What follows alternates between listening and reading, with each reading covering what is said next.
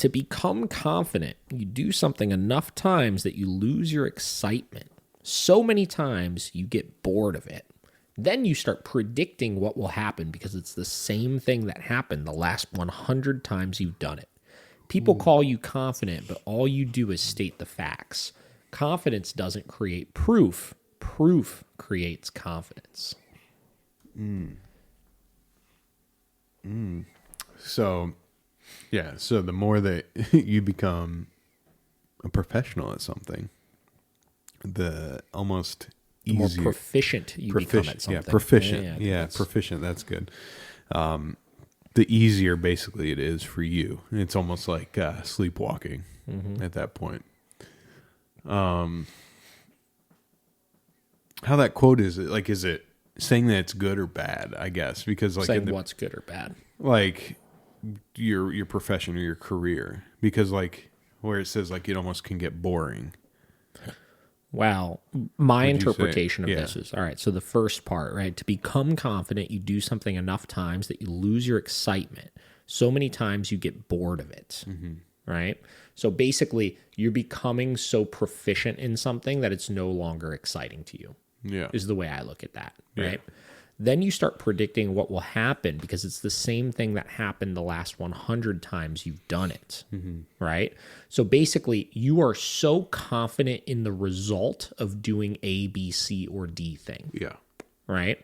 And you may not be excited of it anymore. You might get bored of it, but because it is so predictable, you become confident in that thing. And then people say, people call you confident, but all you do is state facts, right? So because it's so predictable, it's not even that you're like, I'm confident that this will work, right? It's just, Yeah. I just know this will work. Yeah. Right? I got you. Not because there's any emotion behind it, or I'm so excited about it, or so hopeful about something. It's because I just know. Yeah. There's no emotion behind it, right? Yeah, And then confidence doesn't create proof.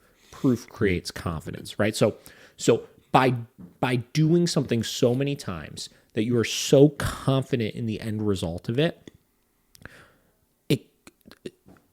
that proof makes you confident in what you're doing. Yeah. No, That make sense? Yeah, no, I definitely get that. I think a good example was when I did the photos for the MGM resort. They were like, the one guy was just freaking out the whole time. He's like worried about how's the lighting going to look? How's it going to be? Like, do we need to do this? Put these up, put these down. I was like, it's okay. Got my own setup. It'll come out perfect. He's like, are you sure? Like, what if we do it over here? I'm like, it doesn't matter where we do You it. said, I know this is going to work. I know this is going to work. Yeah. Not even because, it's not because you're confident. It's because you've done it so many times that you know it will work, which is why you're confident. Yeah. 100%. Right? Yeah. So I have so many different dog training spins on this, right? I'll give you one in particular. I was doing a virtual session with somebody months ago, Yeah. right? And I was having them work a specific drill, right? And the dog kept making the mistake over and over and over again, right? And I kept telling him, I was like, just walk him back, put him back in, walk him back, put him back in. I was working on crate training, right? Okay. The dog just kept walking out of the crate, right? And I just said, just put him back in, just put him back in, put him back in. And I could tell they were like, God, he just keeps making this freaking mistake. This is never going to work, right? But because I've done it so many times before and I've seen the end result so many times, I was as confident as can be. And it's not that because I was confident, I was like, yeah, just do this thing because I'm confident. It was because I've seen, it's a fact. This will work eventually, that I was confident in that process, right? And ultimately, we got 23 repetitions in, Yeah. and then the dog did it perfectly, right? And I remember I was like, all right, let's take a break, talking to them. And they were like, I remember the guy was like, he was 100% confident that it was never going to work. He's like, we're going to do this so many times, it's never going to get the result. Yeah. And I told him, I was like, a lot of times with dog training, you have to just trust the process. Once you've done it so many times, right? As a trainer, and you become confident in it because you've done it so many times, at that point, you have to kind of get your clients to just trust the process and let's just keep doing it. Let's not talk about it back to the very first one, right? Let's just do it so you could see the result. Yeah. And it will answer your questions then eventually. So that's one standpoint, is when you're coaching a dog or an owner through a particular drill and they're struggling with it, if what you know is fact, right? You've done it so many times, you've seen the end result so many times, you know it's going to work. You could be confident in telling the client, just trust the process at that point. Yeah. Right? So we'll see that a lot. And then I'll see younger trainers that haven't done it so many times. It hasn't become fact in their mind. They second guess themselves in those situations. Yeah. Right? Because since it hasn't become fact, right? They don't trust the process themselves. Yeah. So they can't get their client to then trust the process. Very true. Right? Yeah. So confidence is very important, but confidence it's not just a natural trait that you have. I think that's the point of this quote. Confidence is not a natural trait that people have. Yeah. Confidence comes from them doing something proficiently so many times that they just know it's going to work. It becomes fact to them, and there's no emotion behind it anymore. Yeah. Right? Yeah. I think another great example is watching you back in the day, when we would be in the office and then you would you'd call, a potential client, they put in the form or whatever. And the clients it's always a unique experience when they're having trouble with their dog, usually, like, oh, this must be the worst problem in the world. Yeah. Yeah. But as you're sitting there, you're like letting them like tell their story, but it's like, I think you said within the first 5 minutes, you're usually like, I know what's going on, and that's from the proficiency of hearing client over client over client, thinking that they have a unique experience. But it's like, you've seen pretty much everything at least, I don't know, 100 times probably at this point, 1,000 times, who knows? Yeah. But you can already kind of categorize the things that are going to need to be done to fix the problem.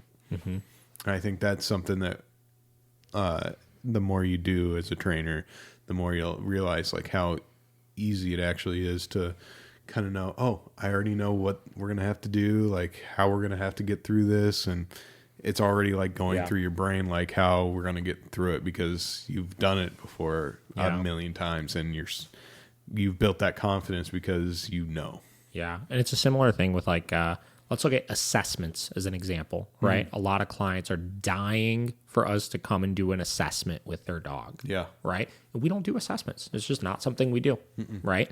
And in the client's mind, the reason for the assessment is because they genuinely feel like their dog is so much worse than everybody else's dog that we have to see it so that like something we see is going to shock us and be like, oh my gosh, this is so much different. My original plan that I had in my mind is definitely not going to work. We got to switch it up and do this and do that. Yeah. But it's just not the case. Yeah. Right? We've done it so many times that whatever issue you bring us at that point, we're going to have some sort of solution for. And it's not going to change the program. It's just not. Yeah. Right? Then from a dog side of things, what were you gonna say? I was just gonna say assessments always made me think of like smoke and mirrors, like yeah, and then you got the other side of things of like, why do people generally do assessments? It's a great sales tactic, right? Getting the person right in front of you and trying to like wow them, by working with the dog or getting them in person. It's harder for somebody to say no to something in person, so they use it as a big sales pitch of like, we do this assessment, which is bullshit, right? Like it's like not like I guarantee you like almost zero trainers on the planet, if they do assessments, are actually looking at what they're seeing and being like, oh yeah, I need to calculate this custom thing for you through this. Yeah. They want to get in front of you so that right in front of you they could say, so you want to do this, right? And then right in person, when I'm looking you in the eye and say, do you want to do this? It's very hard to say no in that situation. Yeah. It's very hard to walk away and, stay confident in that. Or over the phone, it's like, yeah, no, I don't want to. You just hang up. You don't have to see them. It's not as intimate, right? So whatever. So yeah, assessments. But then from like a dog standpoint, let's look at teaching new commands. I talk about it all the time, right? We don't necessarily want for the dog to be excited about the thing that they're doing. I mean, it's okay. Like, it's not a problem, obviously, but I don't need to be like a lot of times if I'm working sits with a dog, right? I may do it 5 times and the dog is just excited to work and the dog does it proficiently those 5 times, but they're doing it sheerly out of excitement. They're not doing it because they're confident in the expectation of what I'm asking of them. They're not confident in the expectation of reward or consequence for not doing it. right? So what happens is we do it those 5 times, 10 times, 20 times, 30 times, and then the dog starts getting bored of it. And then they're not confident that that behavior is going to be enforced. They've just been doing it just because it's exciting, right? Yeah. Then they start making some mistakes. And then some consequences start happening. And then they're like, oh my gosh, this is a different expectation than what I'm used to. Yeah. And then maybe they start getting bored of it and you know, whatever, they're still figuring it out. And then you do it 100 more times. And at that point, they are confident in, when I'm asked to do this, this will be the reward for doing it, or this will be the consequence for not doing it. And they do it proficiently every time from that point moving forward. But you got to get all those repetitions in to get past the excitement, get past the boredom, and then just reach confidence with it. Yeah. Right? Mm-hmm. That's a big one. That's Yeah. a big one.